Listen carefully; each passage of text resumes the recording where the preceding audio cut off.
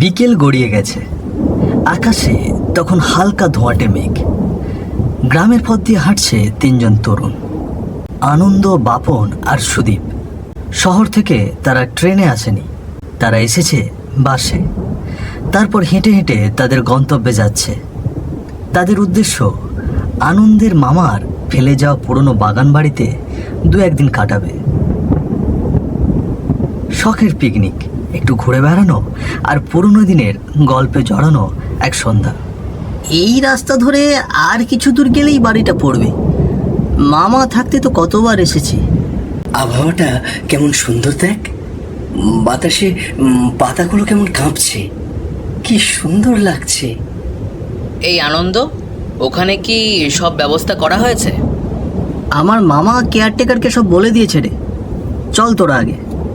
তারা হাঁটতে হাঁটতে একসময় পৌঁছয় একটা লাল ইটের ঘন গাছপালায় ঘেরা পুরনো বাগান বাড়ির সামনে। দরজার পাশে একটা পাথরের নেম প্লেট ঝাপসা হয়ে গেছে, শ্রীযুক্ত পরেশ চক্রবর্তীর বাসভবন। ভবনের রং মলিন, জানালাগুলোতে ধুলোর স্তর, কিন্তু ছাদ ঠিকঠাক আছে। একটু দূরে একটা আম গাছ, আর সামনের উঠানে জং ধরা চেয়ার, সবই যেন সময়ের সঙ্গে লড়ছে।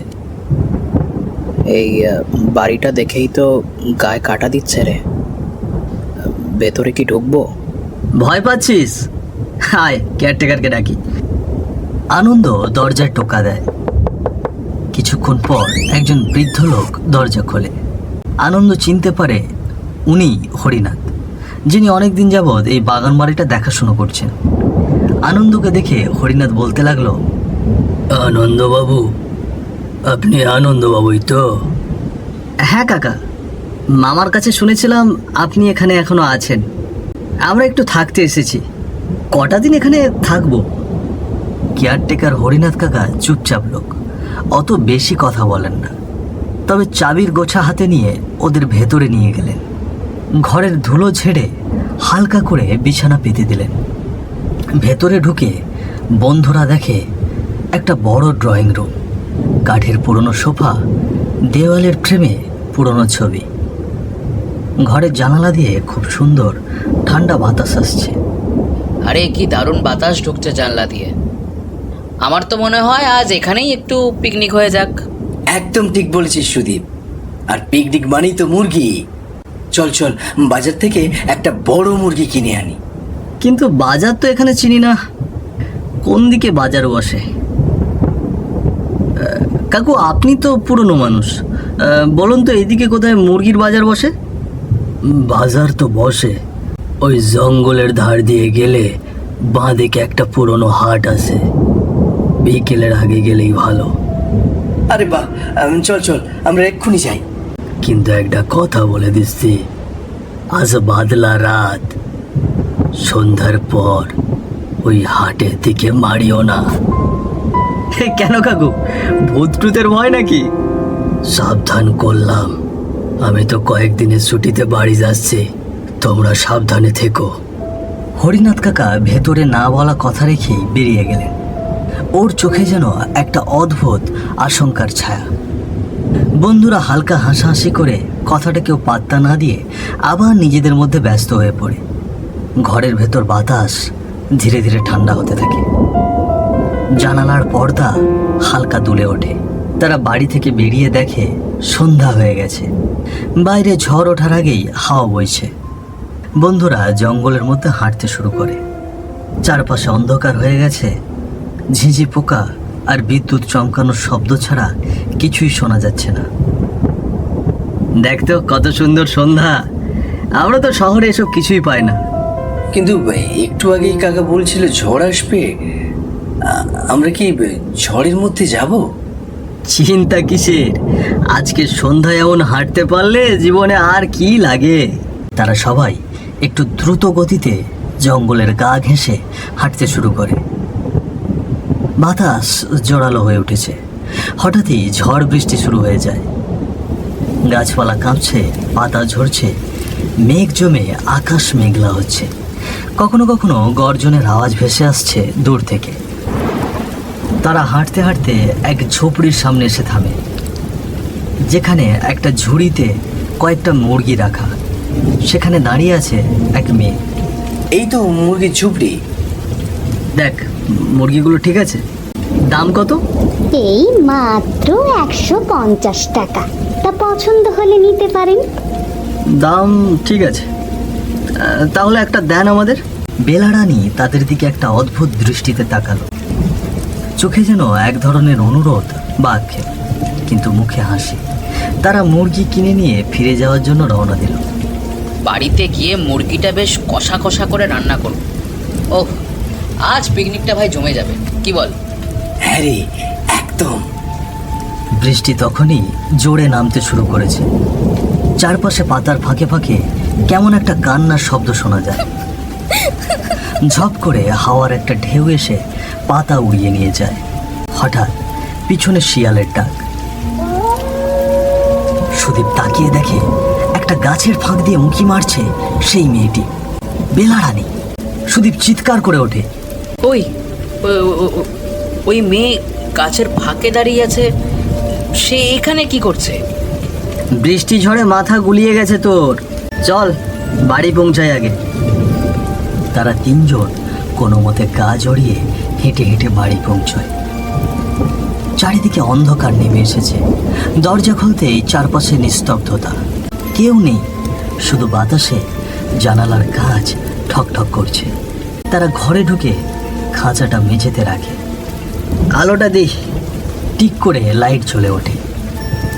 লাইট জ্বালাতেই তারা দেখে মুরগিটা খাঁচা থেকে বের হয়ে গেছে। এটা দেখে তারা বেশ অবাকই হয়ে যায়। কিরে, কি ব্যাপার? আরে মুরগিটা বের হলো কিভাবে? সেই মুহূর্তেই একটা ভয়ঙ্কর বিজলি চমকালো। সঙ্গে সঙ্গে ঘরের আলো নিভে গেল। জানালা দিয়ে শিয়ালের হুঙ্কার আসছে। ঘরটা গাঢ় অন্ধকারে ঢেকে গেল। বাইরে বৃষ্টির শব্দ, বাতাসে জানলা থরথর করে কাঁপছে। কিছুক্ষণ পর আবার আলো জ্বলে উঠল। আর আলো জ্বলতেই তারা দেখল তাদের সামনে দাঁড়িয়ে আছে বেলা রানীর ভয়ঙ্কর আত্মা।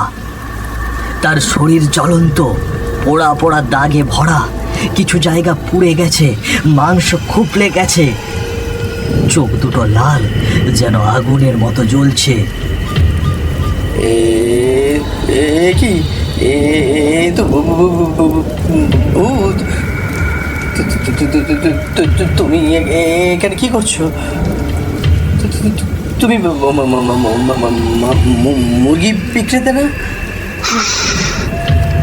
আমি তোদের কাউকে বাঁচতে দেব না। তোরা শহর থেকে এসেছিস না, তোদের কারও বাঁচার অধিকার নেই। তোরা সবাই মরবি। তুমি কেন আমাদের মারতে চাচ্ছ? তোমার এই অবস্থা কে করেছে? তুমি তো ঠিকই ছিলে। বেলা রানী ধীরে ধীরে সামনে এগিয়ে এলো। তার গলা থেকে বেরোলো, তোদের মতনই কিছু শহরের ছেলে আমার জীবনটাকে নষ্ট করে দিয়েছে। শুনতে চাস? তাহলে শোন। সন্ধ্যার পর কুসুমপুর বাজার বন্ধ হয়ে গেছে। দোকানপাটগুলোর শাটার নামানো, চারপাশ অন্ধকার।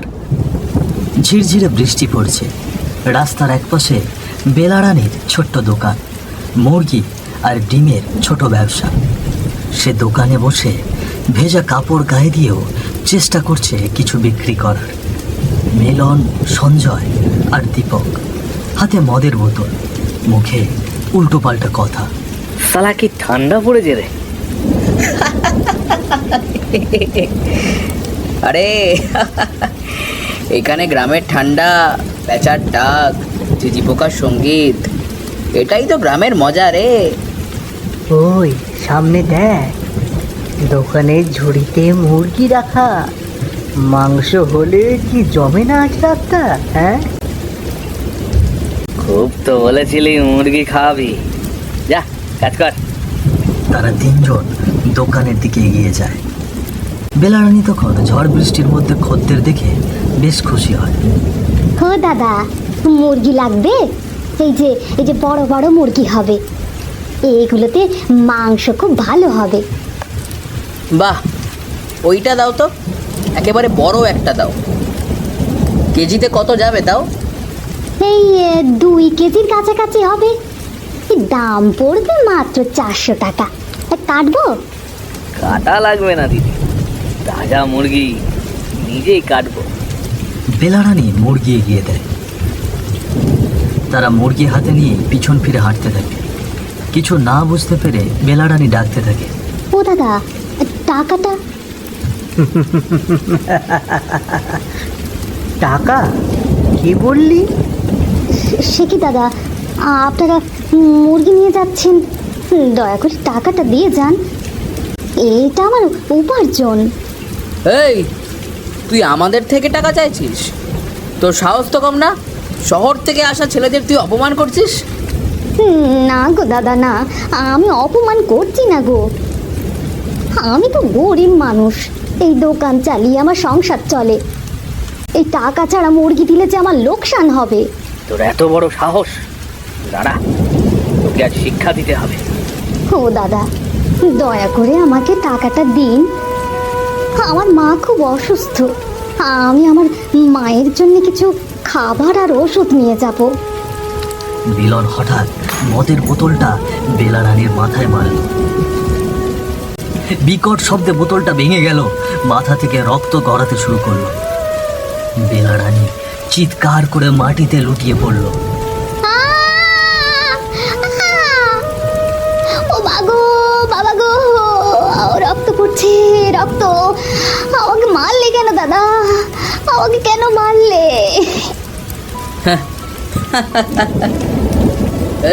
এখন একদম চুপ, আর সাহস করে কোনো কথা বলবি না। ও দাদা, আমি তো তোমার বোনের মতো দাদা, আমাকে আর মেরো না দাদা, আমাকে আর মেরো না। আমার ভুল হয়ে গেছে দাদা, আমার ভুল হয়ে গেছে। আমাকে তুমি মাফ করে দাও, আমাকে তুমি মাফ করে দাও। হঠাৎ দোকানের ভাঙা হ্যারিকেন মিলনের হাতের ধাক্কায় উল্টে পড়ে বেলারানীর কাপড়ে। আগুন ধরে যায় কাপড়ে, তারপর তা লেগে যায় বেলারানীর সারা গায়ে। সে ছটফট করে চিৎকার করতে থাকে, ও মা গো, বাঁচাও, বাঁচাও, আগুন, আগুন, আমার গা পুড়ে যাচ্ছে, আমার গা পুড়ে যাচ্ছে, মা, মা, মা। তুই জানিস আমরা কে? তুই না জেনে আমাদের সঙ্গে খারাপ ব্যবহার করেছিস, তাই এটা তোর শাস্তি। ও দাদা গো, আমার ভুল হয়ে গেছে দাদা, আমার ভুল হয়ে গেছে। আমাকে মাফ করে দাও দাদা, আমাকে মাফ করে দাও। আমার গায়ে জল দাও তোমরা, আমার গায়ে জল দাও। আমি মরে যাচ্ছি, মরে যাচ্ছি আমি, বাঁচাও, বাঁচাও। ভুল? সেটা তোর আগে ভাবা উচিত ছিল। কত বড় সাহস! আমাদের দেখে পুরো গ্রাম ভয় পায়, আর তুই আমাদের থেকে টাকা চেয়েছিস? মর, এবার মর তাহলে। ভগবানের দোহাই লাগে, তোরা বাঁচতে পারবি না, তোরা আর বাঁচতে পারবি না। আমার শরীর পুড়ে যাচ্ছে, আমার শরীর পুড়ে যাচ্ছে। ও ভগবান, আমি মরে গেলাম, আমি মরে গেলাম। বাঁচাও, বাঁচাও। দৌড়ো, কেউ দেখে ফেললে বিপদ হবে। তারা তিনজন দৌড়ে অন্ধকারে মিলিয়ে যায়। বৃষ্টি ঝরতে থাকে। আগুনের মধ্যে বেলারানীর আর্তনাদ ধীরে ধীরে স্তব্ধ হয়ে যায়। পেছনে পড়ে থাকে পোড়া দোকান, পুড়ে যাওয়া শরীর। আগুনে পুড়ে বেলার শরীর থেকে মাংস খসে খসে পড়ছে, একদম কালো ছাই হয়ে গেছে সব। বৃষ্টির রাতে দোকানটা নিভে গেল, কিন্তু বেলারানীর সেই আর্তনাদ হারিয়ে গেল না। পুড়ে যাওয়া ওই চোখ দুটো থেকে জন্ম নিল অভিশাপ। যে অভিশাপ ফিরবে আজ অনেক বছর পর। ঘরের ভেতর কাঁপা আলো জ্বলছে, জানালার ফাঁক দিয়ে হালকা বাতাস ঢুকছে। মাটিতে পড়ে থাকা লণ্ঠন দপদপ করছে। ঘরের ভিতরে দাঁড়িয়ে আছে সুদীপ, বাপন, আনন্দ আর বেলারানী।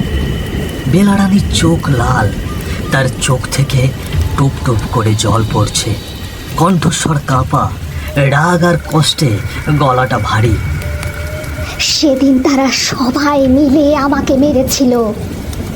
আমার মা আমার আমার মা অসুস্থ হয়ে ঘরে শুয়েছিল। আমি শুধু একা গিয়েছিলাম একটু মাংস বিক্রি করে মায়ের জন্য ওষুধ আনতে, আর ওরা সবাই মিলে আমাকে মেরে ফেললো। তাদের জন্য আমি আর ফিরতে পারিনি। আমার মা ঘরে একা মরে গেল। আমরা তো কিছু করিনি, তুমি আমাদের সাথে কেন এমন করছো?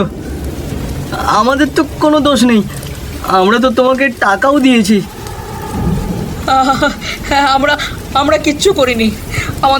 আমাদের ছেড়ে দাও, দয়া করে আমাদের ছেড়ে দাও। আমরা গ্রামে আসবো না। আমাদেরকে দয়া করে ছেড়ে দাও। হঠাৎ জানালার বাইরে আবার ঝোড়ো হাওয়া বইল। ঘরের দরজাটা খট করে বন্ধ হয়ে গেল নিজে নিজে। দয়া করো আমাদের, দয়া করো, আমরা তো ওদের মতো না, আমরা তো তোমাকে মেরে ফেলিনি। চুপ কর তোরা সবাই এক। তোদের গায়েও শহরেরই রক্ত বইছে। তোদের আর বাঁচতে দেব না, আমি বাঁচতে দেব না। আজ তোদেরকে মেরেই আমি আমার আত্মার শান্তি দেব।